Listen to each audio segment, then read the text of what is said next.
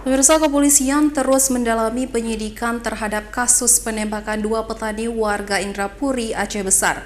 Polisi telah memeriksa 6 orang saksi dan juga telah mengantongi nama pelaku yang dicurigai.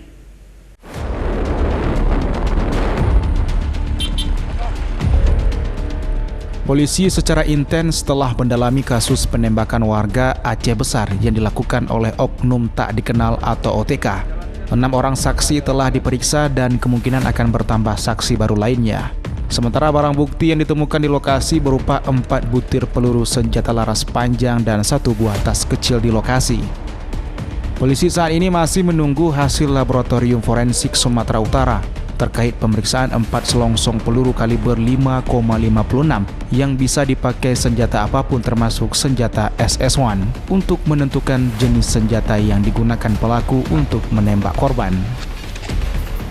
Sementara berbagai motif masih terus dianalisa oleh penyidik, termasuk kemungkinan korban mempunyai selisih paham dengan pihak-pihak tertentu untuk menentukan siapa orang-orang yang dicurigai terlibat dalam penembakan oleh orang tak dikenal tersebut. Kombes Pol Winardi mengatakan saat ini polisi masih mendalami kasus penembakan tersebut, bahwa polisi juga telah mencurigai pelaku yang saat ini tengah diburu.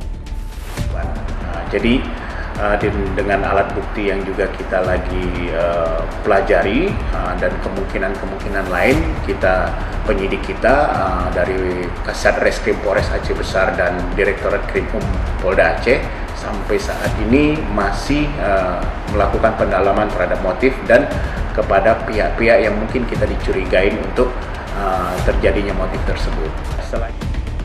Sejauh ini pihak polisi sudah mendapatkan titik terang untuk menuntaskan kasus penembakan ini, terutama untuk memburu para pelaku.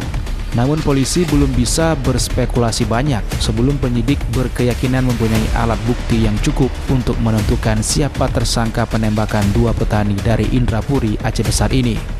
Dari Kota Banda Aceh, Taufan Mustafa, iNews melaporkan.